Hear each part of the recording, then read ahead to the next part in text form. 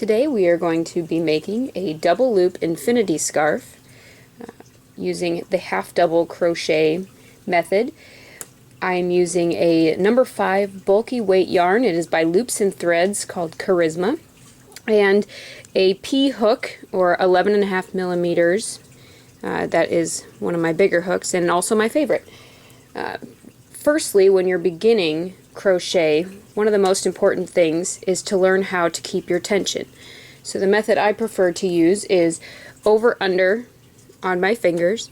That is how I control how quickly the yarn slides through. Then beyond that, I will pinch the yarn over my work with my thumb and my middle finger and keep your pointer finger up. And that's what keeps this tension on this yarn. That's your working yarn. So we'll go ahead and start with chaining 110, and now that may seem like a lot, so I'll show you a trick on how to keep that chain straight. You want to do your chains the same way every time. So I like to put my hook down in front, grab my yarn, and pull it through and up. If you change the way that you do it, say I go behind, my chains are going to look different, and that's what you don't want. So the same way every time, around in front, and pull up a loop, sliding your hand along your chain as you go.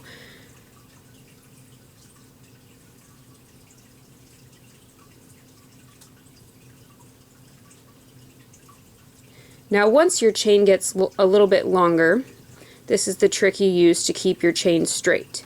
So you'll slide your hook off your chain, and see those stitches are all even and they all look the same.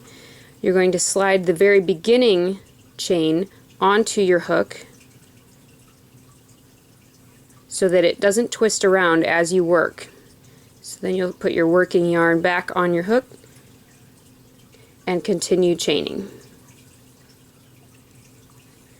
So now I'm going to pretend I've got 110, and I'm going to slide that end off, keeping it nice and straight so that all my chains are straight and even, and loop it around so that it makes a circle. Now your circle will be considerably bigger than this, and then you're going to insert your hook into that very first space that was sitting on your yarn, on your hook the whole time, and then slip stitch. So yarn over and slide it through that and the other loop on your hook, meaning making this a large circle. Now obviously mine's kind of tiny. It looks more like a coffee cozy than anything right now, but yours won't. So from here you'll chain up 1, and now we're going to work into each loop around the circle, and we're going to do a half double crochet. So knowing the space that you're going to work into can be a little bit tricky. I'm only going to work into 1. You can work into 2. I just like the way that the end finishes when you only work into 1. So for a half double crochet stitch, you're going to yarn over, then you're going to go down through that space, then you're going to grab your yarn. I tell my classes that they're grabbing their buddy, so grab your buddy and pull it back through. Now you will have 3 lines on your hook. I like to move my hands again to grab the bottom of that. It gives you a little bit of space here, and then yarn over again. And this is where some people get stuck because you don't have any space here to pull this through all 3 of these guys. So you pull it down and allow it to slide through all 3 of the loops on your hook. So we're going to do that to the next space. A lot of my classes will want to put that here, but this stitch has already been worked into, so you want to move on to the next one. So yarn over, down through your next space, grab your buddy, pull him back through the hole, yarn over, and pull up a loop. I'm going to do this all the way around in each stitch. I'll speed up a little bit so that I can get to the next part.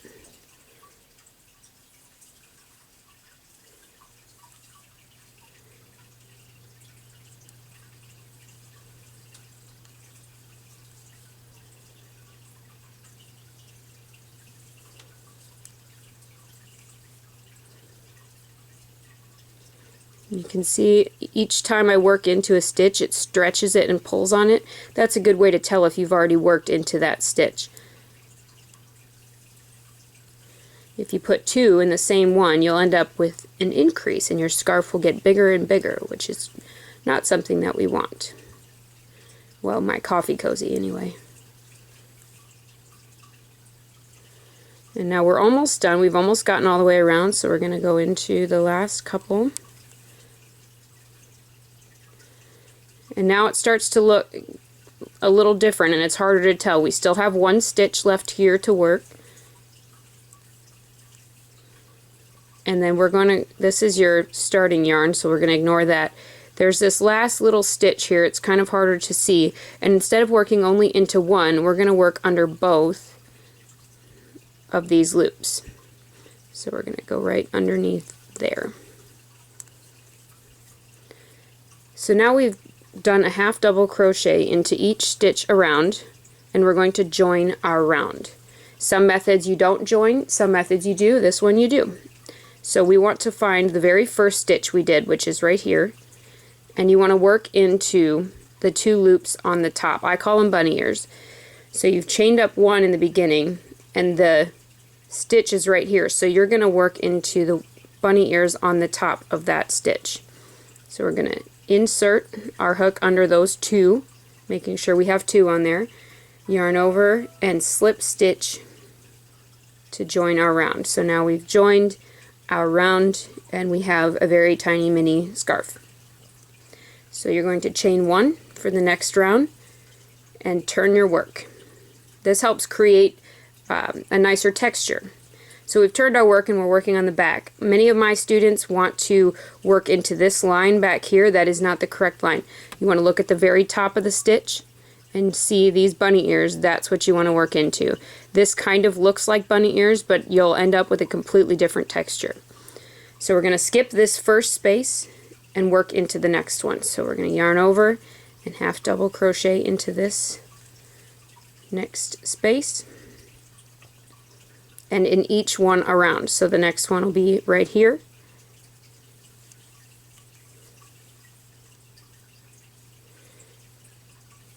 and around,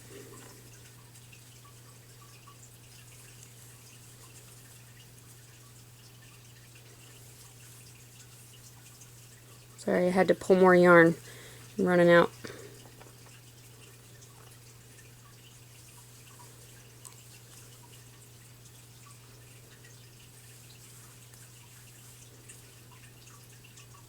So still I'm working into those two top loops.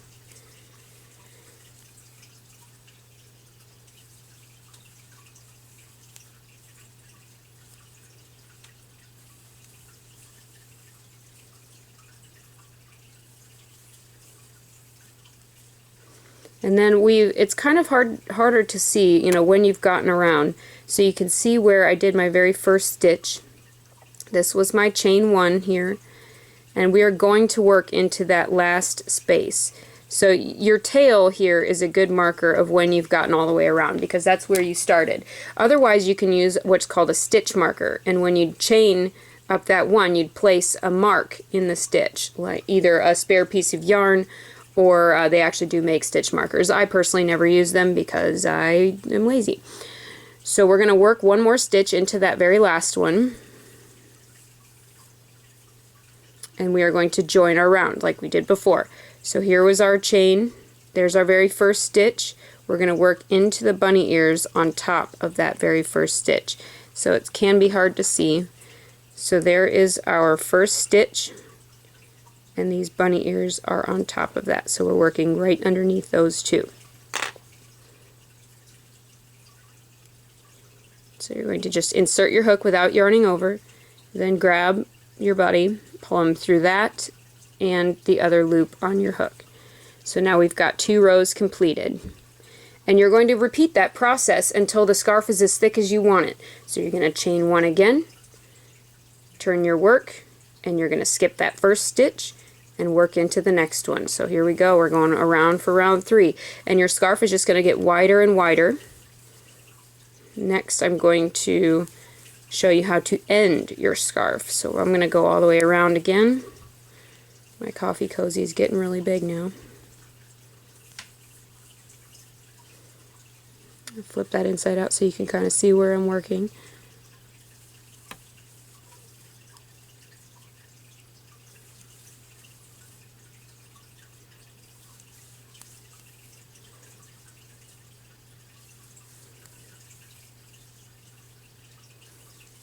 I'm nearing my end.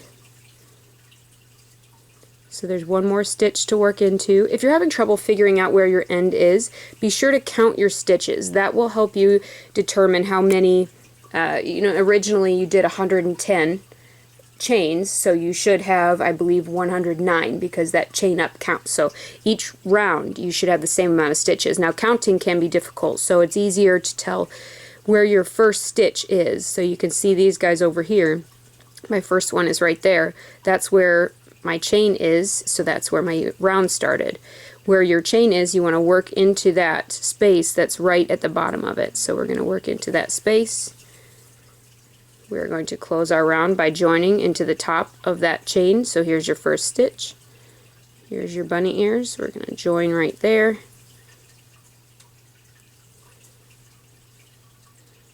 And now we've got 3 rounds on here. Certainly you're going to want to have more than 3 rounds.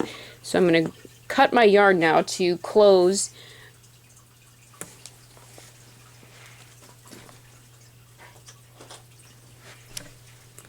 Make sure you have your scissors handy when you do this rather than having to go get them.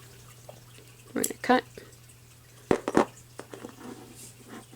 And to end the scarf, we've got our cut yarn and we've got our joined round. You're going to go ahead and pull that all the way through so that it won't come out. And then using your yarn needle, it's very important. I used to try to finish things with no yarn needle and it does not go well, and it looks way better when you do use a yarn needle. So here is that. So this is where we ended, where we joined our round. And now we've got our finishing yarn on our needle. We're going to do an invisible join. So you can see where we ended. That's the first stitch right there. We're going to skip that guy. We're going to go under the next little bunny ears here. So we're under there, and you're going to pull it until it kind of lays flat. And you can see it's already starting to look like a stitch. And then you're going to still skip this, and you're going to work back into your original slip stitch. So you're going to go in through the top. It's kind of hard to see, so there's that guy. You're going to go in through the top under one side and pull out on the inside. And you're going to pull that tension so that it ends up looking just like a stitch. So it hides that join. And then you're going to tie it off. So we're going to work it in a little bit. I don't like to tie the knot right next to the edge. It's easier to see. So I worked it in a little bit. I'm going to flip it inside out so this tie off is easier to see.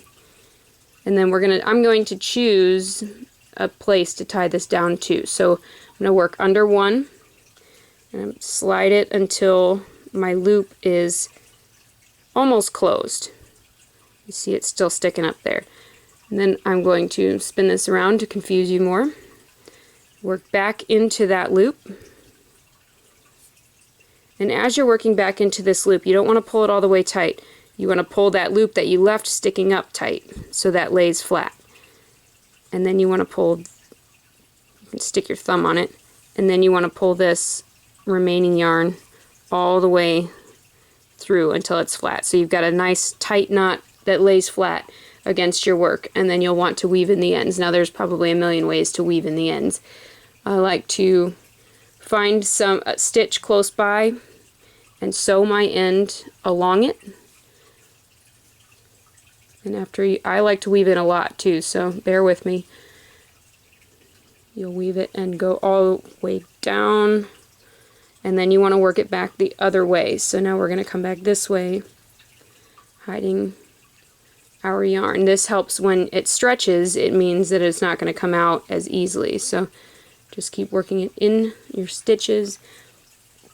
I feel like you can always, you can never weave in too much. If you over weave in, all that means is your stitch is less likely to come out. I'll go in here. So then once you've done that, and you'd want to do that to both ends, so this guy needs to be weaved into, you'd cut that off, and then you would have your finished scarf. Now I obviously have a little coffee cozy, but that is how you make the double loop infinity.